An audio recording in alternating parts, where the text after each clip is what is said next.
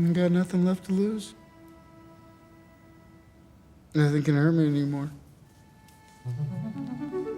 조커는 개봉 당시부터 수많은 논쟁을 만들어 왔습니다. 영화에 묘사된 것은 분명히 조커의 심각한 범죄 행위임에도 영화 연출은 관객들이 조커의 심정을 이해하고 그에게 동조하도록 짜여져 있어서 조커는 분노 범죄를 미화하는 반사회적 영화 혹은 인셀들에게 테러의 정당성을 부여하는 영화 같은 강도 높은 비판을 받아왔었죠. 다시 말해 사회생활과 인간관계에서 부적응을 겪고 있는 남성들을 자극하여 우리 사회에 해악을 끼치도록 유도할 우려가 있다는 것이 조커에게 가해지는 비판의 전반적인 기조였던 겁니다. You talking to me? Then who the hell else are you talking? You talking to me? 하지만 많이 알려진 것처럼 조커는 마틴 스콜세지의 택시 드라이버와 코미디의 왕을 상당 부분 참고하면서 해당 작품들이 당시의 미국 사회 문제를 비판하고 풍자했던 방식으로 자신의 개봉 시기인 2019년의 문제를 바라보려 하고 있습니다. 다시 말해 조커는 단순히 악당을 미화하려는 것이 아니라 현 시대에 악당이 탄생하게끔 만드는 어떤 요소가 있다면 그것이 무엇인지를 들춰내고 비판하려는 목적을 갖고 있다는 것입니다.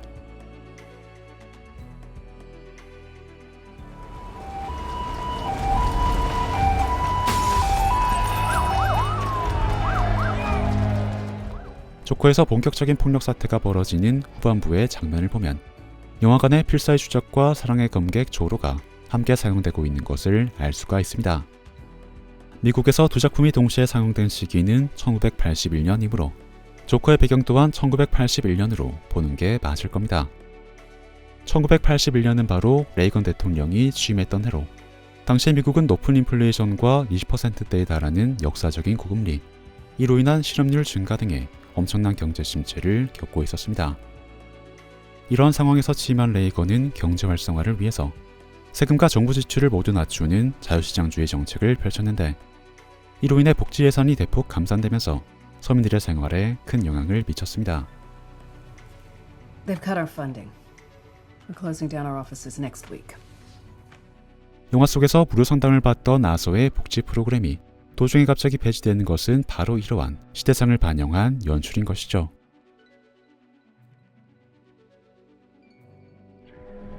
Well, what I will say is there's something wrong with those people. I am here to help them. I'm going to lift them out of poverty, help make their lives better. That is why I'm running. They may not realize it, but I'm their only hope.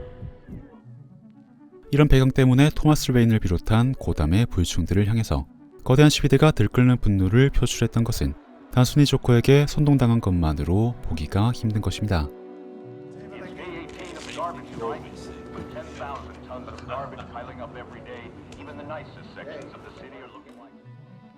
영화는 인트로에서부터 행정정책의 변화로 인해 사회 공공 시스템이 붕괴하기 시작했음을 보여주고 있고 People are upset. They're struggling, looking for work.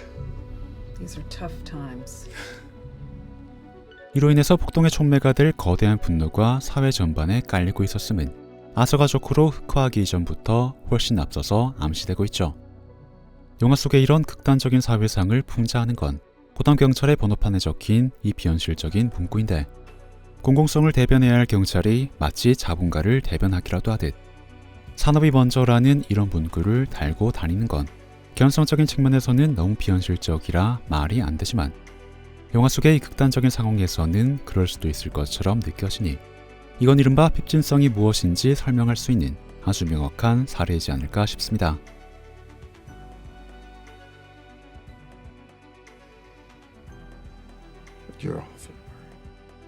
조커의 시대적 배경이 반영된 또 다른 디테일은 조금 뜬금없지만 클린트 이스트우드와 관련이 있습니다. 드디어 조커로 거듭난 아서가 생방송 중에 머레이를 쏴버리자 이를 속보로 보도하는 방송들의 화면이 모니터에 송출되기 시작하는데 그 중에는 갑자기 너무나 익숙한 얼굴 클린트 이스트우드가 등장하는 화면도 있습니다. You think it's the glamour drug of the 80s? Well, that's the point of this friendly little reminder. It can kill you. 이건 1980년대 미국 방송에 실제로 송출이 되었었던 코카인 반대 공익 광고입니다. 당시 미국 정부는 유행처럼 번지기 시작했던 코카인의 이미지를 부정적으로 바꾸기 위해 서부 영화를 통해서 미국적인 남자의 전형적인 이미지를 다져온 클린트 이스트우드를 내세우며 공익 캠페인을 펼쳤습니다. 물론 영화 속에서는 작은 화면으로 잠깐 지나가기에 큰 임팩트는 없겠으나 80년대라는 시간대와 당시의 혼란한 사회상을 동시에 보여준다는 점에서 시대적 고증을 지키기에는 아주 적절한 자료화면이었을 겁니다.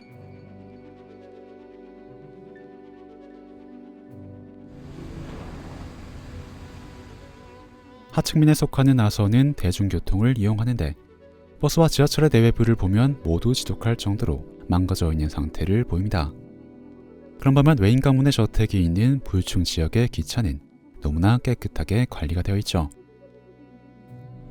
What's your name? I'm Bruce. 고담 씨가 품고 있는 이러한 경제적 격차는 아서와 브루스 웨인의 옷을 통해서도 드러납니다. 두 사람은 똑같은 색의 옷을 입고 있기 때문에 언뜻 보면 옷의 가치 또한 크게 다르지 않을 것처럼 보입니다. 하지만 옷의 질감을 자세히 보면 아서의 외투는 저렴한 합성 소재고 브루스의 외투는 고급스러운 천연 소재로 만들어진 것을 알 수가 있죠.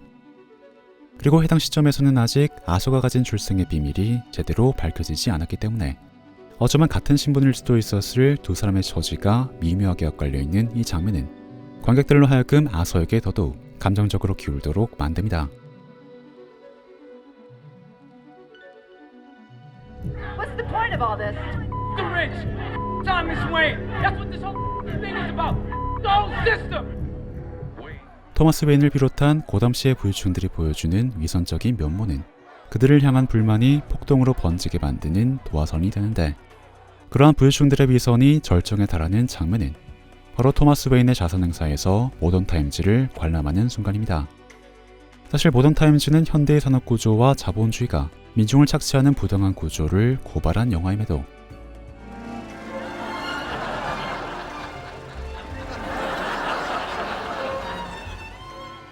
고담의 부유층들은 광대처럼 행동하는 찰리 채플린의 모습을 보며 웃음을 터뜨리고 있습니다. 행사장 바로 바깥에서는 정말로 모던타임즈처럼 부유층들을 향한 광대 시위가 벌어지고 있는데도 말이죠. 어쩌면 영화는 광대를 연기하는 찰리 채플린과 진짜 광대인 아서 플렉을 겹쳐 보이게 만들어서 시대의 상징이 된 모던타임즈의 주제의식을 조커에 이식해오고 싶었던 걸지도 모르겠습니다. 아서가 겪어온 고통을 아서 개인의 것으로 한정짓는 단계를 넘어서 이 시대의 모두가 겪을 수 있는 보편임을 내세우기 위해서 말이죠.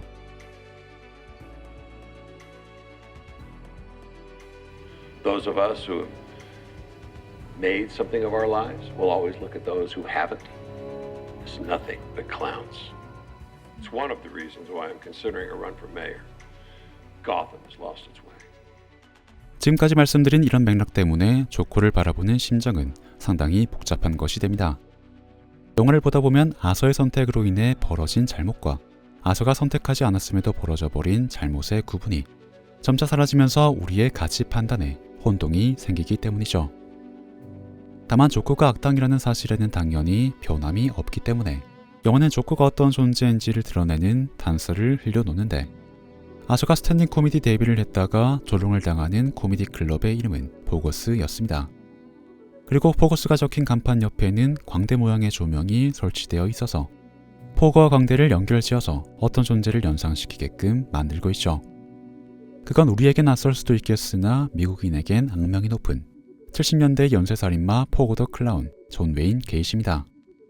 그는 6년 동안 무려 33명을 살해한 범죄를 저질렀음에도 평소에는 광대 분장을 한 채로 아이들을 위한 봉사 공연을 다니기도 하여 그 대비적인 행실의 충격으로 광대살인마의 대명사 같은 존재가 되었죠. 다시 말해 조커는 아서에게 인간적인 연민을 느낄 만한 여지를 남겨놓으면서도 그를 포거 더 클라운과 동일시하는 이런 연출을 집어넣으면서 그가 저지른 행위가 범죄라는 사실에는 아주 분명한 선을 그어두고 있는 것입니다.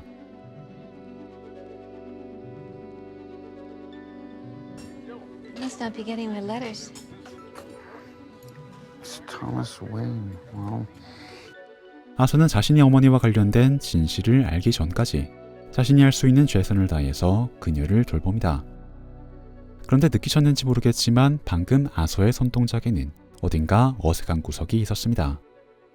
어머니의 식사를 챙기기 위해서 포크와 나이프를 양손에 쥐는데 뭔가가 어색한지 오른손에 쥐었던 나이프를 왼손으로 옮겼다가 굳이 또다시 오른손으로 옮겨서 고개를 자르는 모습을 보여주고 있는 겁니다. 흥미로운 점은 이 장면 이후에도 꾸준히 아서가 주로 사용하는 손이 어느 쪽인지는 굉장히 불분명하게 그려진다는 것입니다. 기침처럼 튀어나오는 웃음을 막는 이런 반사적인 동작에는 왼손을 사용하니 아무래도 아서는 왼손잡이인가 싶다가도 또 담배를 필 때는 아주 자연스럽게 오른손을 사용하는 모습을 보입니다. 거기다가 필기를 할 때에도 오른손을 사용하는 모습을 보이니 조금 헷갈리긴 했지만 역시 오른손잡이가 맞나 싶다가도 갑자기 손을 바꾸며 왼손으로 필기를 하는 모습을 보여서 도대체 어느 쪽이 진짜인지 알 수 없도록 만들고 있죠.